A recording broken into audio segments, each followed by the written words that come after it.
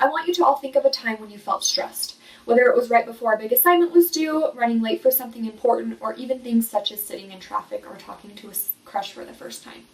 We've all experienced some form of stress in our lives, and now I want you to think of what was going through your head when you felt that form of stress. Most likely you were focused on what was happening and how you were going to fix it. Stress is something that happens to everybody. It can be good and it can be bad. But when we stress, we don't think of what's actually going on inside our body, in our brains, heart, and just throughout our body. Stress is a feeling that everybody experiences. We all struggle through it, and a lot of the time after we feel stressed, we continue to go about our day like nothing ever happened, unless it's something that we stress about for a long period of time. There are many things that happen in our bodies when we're stressed. Rapid heartbeat, increased breathing, sweating, and just an overall poor feeling within our body. However, the things that happen inside may not be as noticeable, but they are just as important to understand as what's happening on the outside. The feeling of stress can be a good thing. It shows that something actually matters to us because there's a reason that we're stressing out about it. My goal today is to give you a better understanding of what happens in and outside the human body when we feel stressed. My name is Brittany HEINZ. I'm a senior at Idaho State University, and I am the type of person who stresses a lot. It is important for us to understand what's going on. I've read many articles and watched other speeches and would like to give a deeper explanation of what is happening. First, I'll start by defining what stress is. And talking a little bit about that, and then I'll talk about the internal effects that it has on our bodies and what's actually happening when we feel stressed. And then I'll talk about the hormone that comes from stress and how stress isn't actually always a bad thing. So Merriam-Webster Dictionary defines stress as a physical, chemical, or emotional factor that causes bodily or mental tension and may be a factor in disease causation. So there's not a particular thing that causes stress for everybody. It's different from me, for the person sitting next to me. We all have different stressors, so something that makes me feel stressed isn't going to make them feel stressed necessarily. It's actually just how our body responds to any form of demand, whether it's good or bad.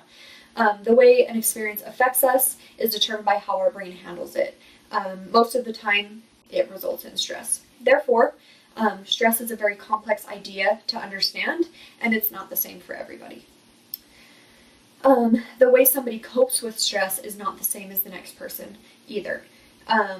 So something like turning in a big assignment or might affect me more than my neighbor, but flying on a plane might make them feel stressed and not me.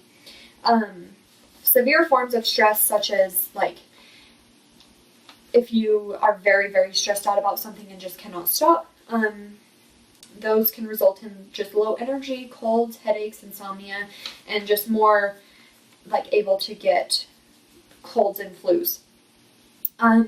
The less severe, some people just feel worried. They don't get any of those symptoms.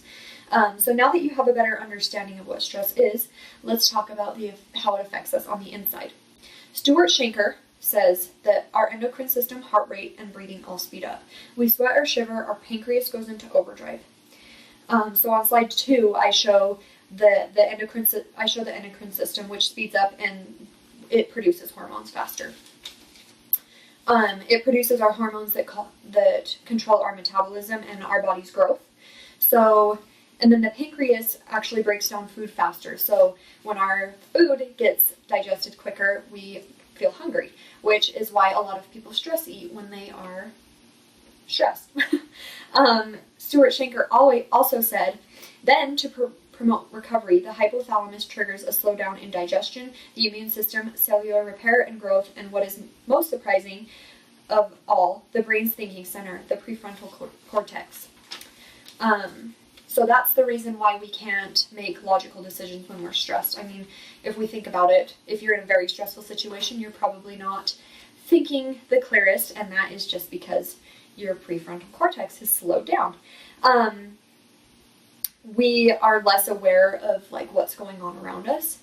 And then we only know what we can feel on the outside. So we may not know that our endocrine system's slowing down, but we do know that we feel hungry and we stress eat. So, we feel it on the inside and the outside. We just don't understand what's actually happening on the inside. So now that we've talked about what's going on the inside of our bodies, let's talk about the hormone that is released when we feel stressed and why stress isn't such a bad thing. So when we feel stress, our body releases a hormone called cortisol, which basically primes our bodies for action. Stress isn't making us, we don't feel stressed for no reason. It's showing us that there's something that we need to be stressed about. It triggers our fight or flight, so we're able to respond to things in a quicker way. So as seen on slide 3, when the brain feels stressed, it's a cycle. So when the brain feels stressed, it speaks to the hypothalamus. Then the hypothalamus speaks to the pituitary gland. Then the pituitary gland to the adrenal gland, which releases the cortisol. So the cortisol, after all of those glands speak to each other, is finally released from the adrenal gland. Too much, cortisol is a good thing because it triggers our fight or flight, so it makes us able to respond to things such as stressful situations. Too much, though, can be bad.